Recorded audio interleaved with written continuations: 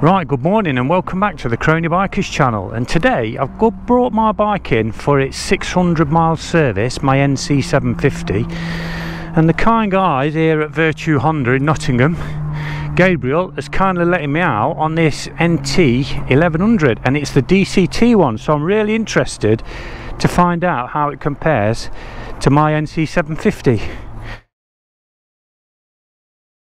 So let's get on. He's given me a tutorial on the dashboard. We're going to get on and we're going to go for a ride. Now he has just explained to me that this one has got the Voyager pack on it, which is the top box, spotlights, and I think it's the comfort seat, I think.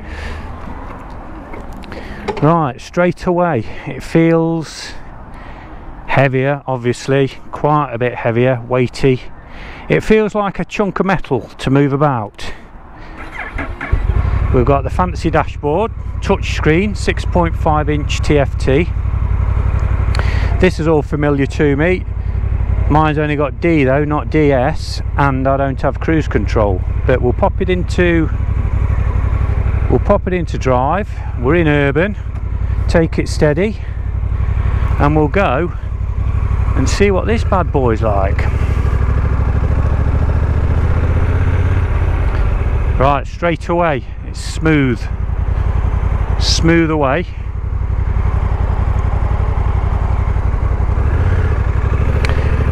And I do love this DCT, I am a massive fan of it. Yeah, it's up the gearbox. Right, where's the indicators? There we go. In fact, we'll go over.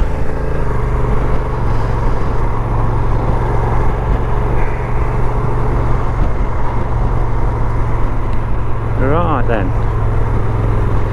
straight away I'm noticing it doesn't tell you what gear you're in on this mode. Maybe there's a different mode. Let's have a look. Tour, yes it does. We'll have it on Tour.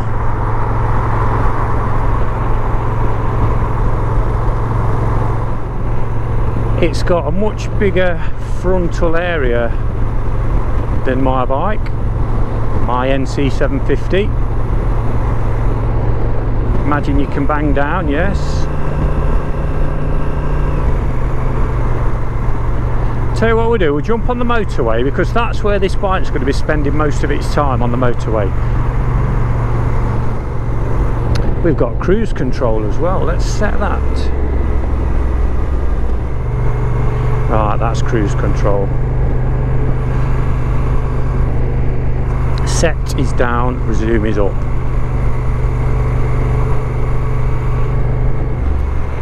That cruise control's brilliant. Yeah, that's something I wouldn't mind having, especially when you're in your 30s and 40s and your 50s even. You just don't have to worry about going over.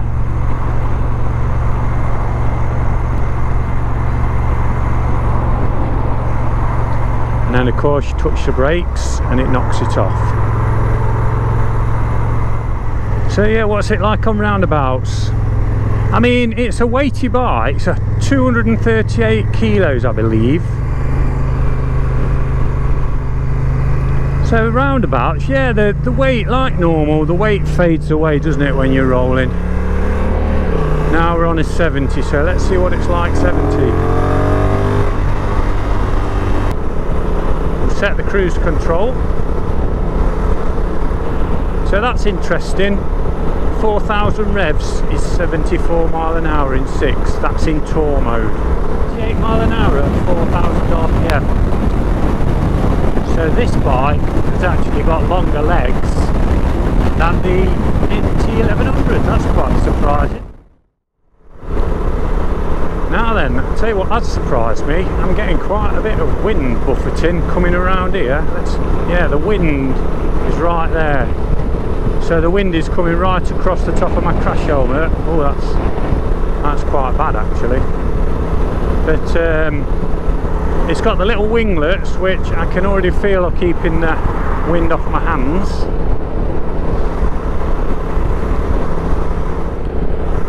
So if I want to do a bit of an overtake, I can just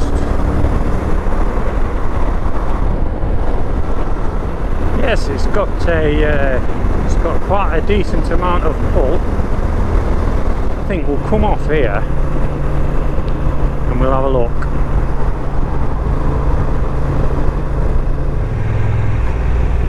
And we'll turn around here. Yes, it's quite nimble to turn.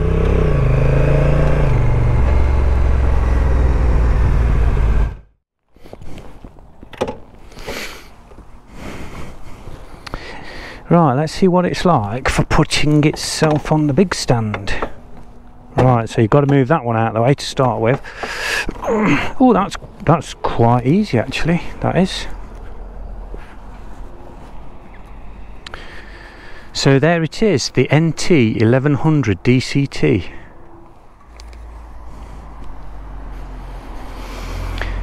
As I say, this has got the Voyager pack, the spotlights, and the top box.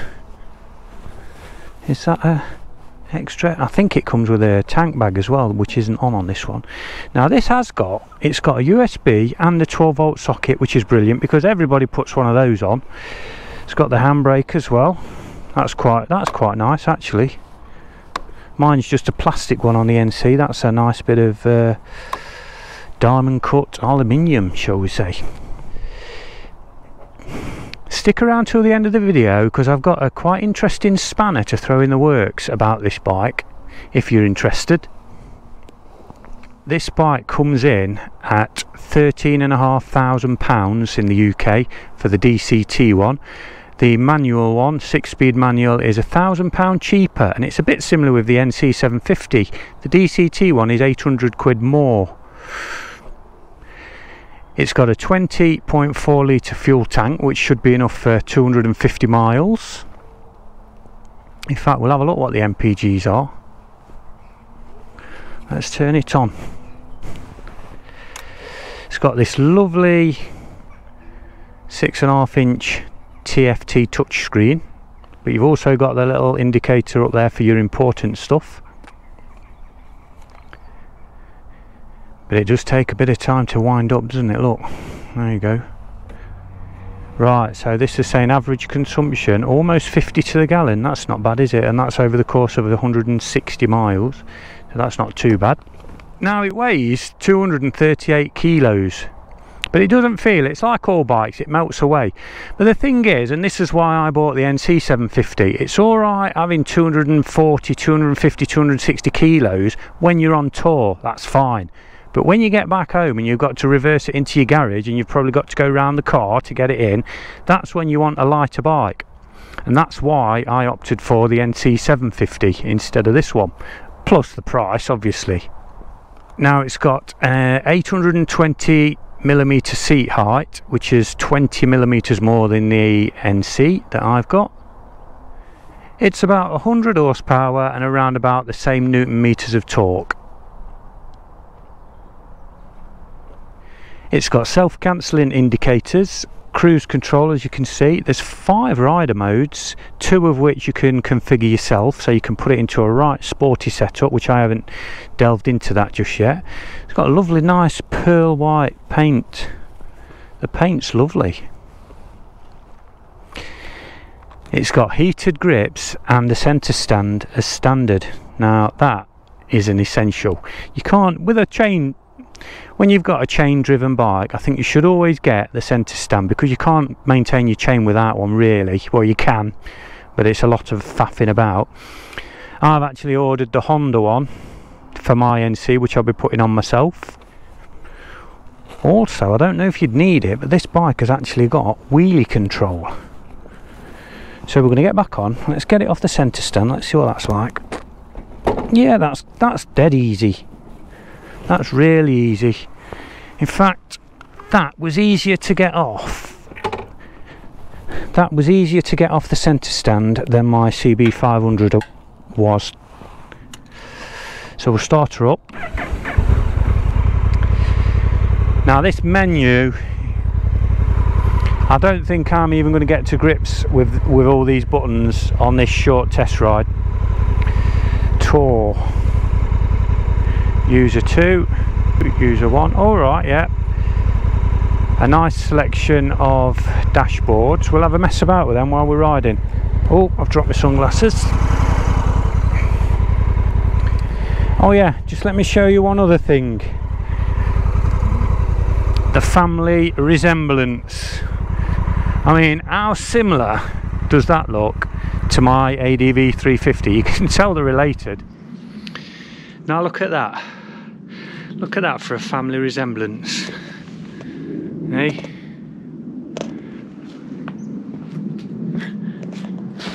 Look at that. Right, let's do some more riding.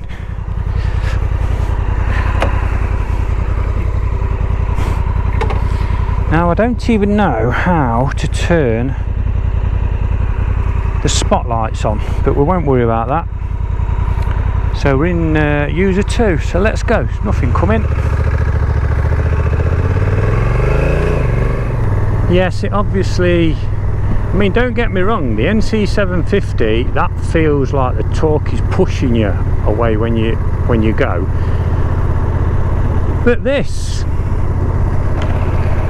is obviously a little bit more. You can see the reflection of the indicators in those wind deflectors. I don't know what that'll be like at night time.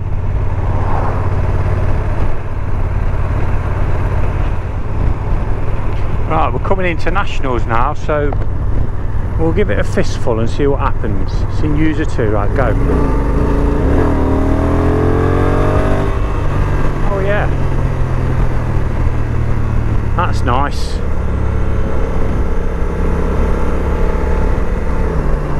That's nice how it drops down the gears. Now then, the suspension. Yeah, let's find some, yeah. The suspension feels better than the NC, but the NC, everybody knows it's got budget suspension on it. This feels really good.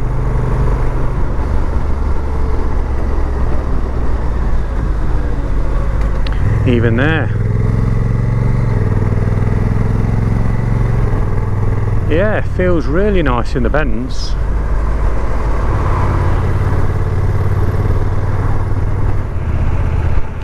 So yeah, on the motorway, I wouldn't say this is any more comfortable than my NC. As you know, the NC750, that's purrs along 80 mile an hour. Let's go over these bumps, deliberate. Oh yeah, very compliant over the bumps. Pop it in neutral. I never know if you're supposed to put it in neutral when you're at a red light, or is it okay to leave it in D? I mean, it's not going anywhere, it'll still roll back.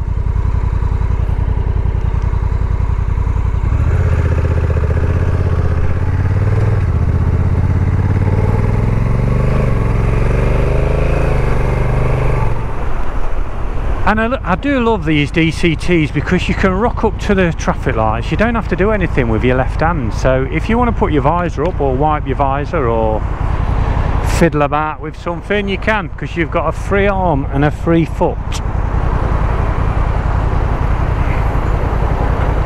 Alright, I need to make a run for this because I'm going that way. Yes, I am. The brakes are good, they're not sports bike brakes. The NC750 brakes are good, it's got a single disc.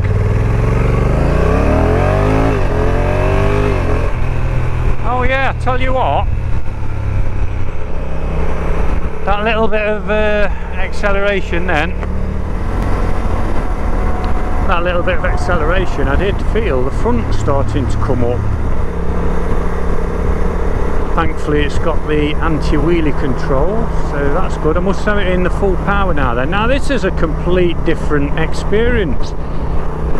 A few of you might remember I've spoken about when I test drove the Africa Twin. Now I was bitterly disappointed with that on reflection, I mustn't have had it in the most dynamic of sporty modes, because this one feels quite sprightly, and I know they're exactly the same, so it's all down to the settings.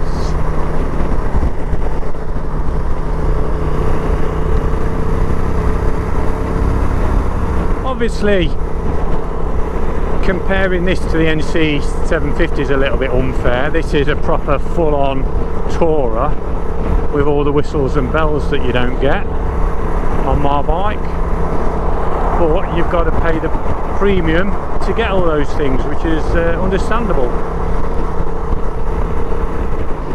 Just a quick one while I'm at it. I'd like to thank everybody for the recent influx of subscribers. I've gone over the 1,000 mark, which has like blew me away. The NC750 video that I uploaded last week, that's done really well, and it's been I've really enjoyed interacting with the comments as well. I've never had so many comments to a video, and it's been really good hearing all of your experience as well, and the general consensus is people love the NC. I love the NC.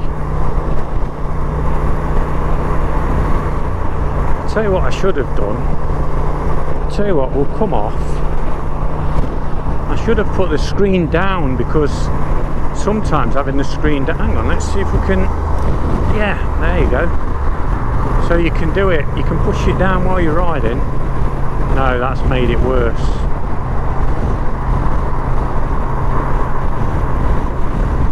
Now, bearing in mind my NC750's got a low screen, but the turbulence is nowhere near this level, I don't think.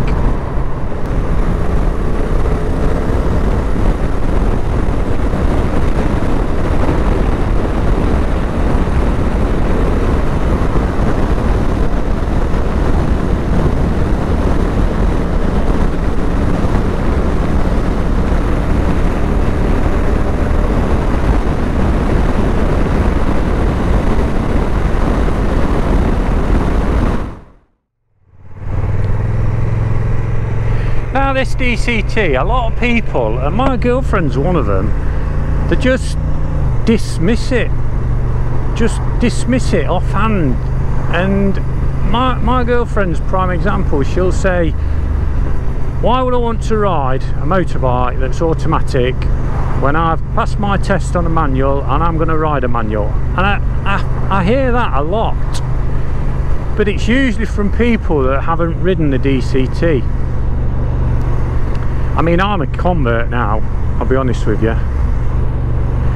Now I'm just noticing, with it being in sport, it's holding onto the gears like it wants me to do them a lot more.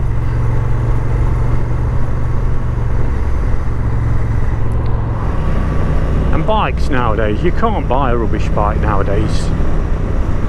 And the safety features, I'm old enough to remember. I mean, I've been riding since 1986.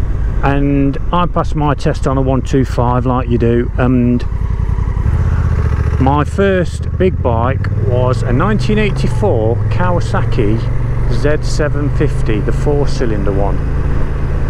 And since then, that was in the late 80s, I must have had, I reckon I've had 80 bikes.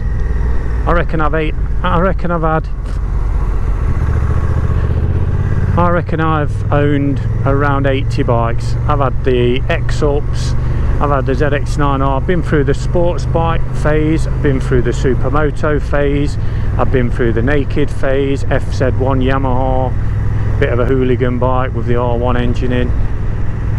And I'm past it all now. I don't go looking for a bike for horsepower and speed. They don't interest me anymore. When I'm looking for a bike now, I want a package. I want a package that suits my needs. And that's why I went for the NC750, because it's a brilliant bike. So, as I said earlier, at the end of the video, I'm going to give you a little bit of a teaser. Now this bike, £13,500. For that money, you could buy yourself an NC750 DCT. You could also buy yourself a Honda Cub 125 and you would still have £1,000 left in the bank to go on a tour. Now that's something to think about, isn't it? But yeah, overall, really impressive bike. If you've got one, I'm sure you'll be really happy with it. I'm sorry it was only a little short video, but I was just waiting while my fabulous NC750 was getting serviced. So as usual, I'd just like to give a big shout out to Virtue Honda Nottingham for letting me take these bikes out. Give us a like and a thumbs up if you've enjoyed it, and if not, I'll see you on the next one very soon. Bye for now.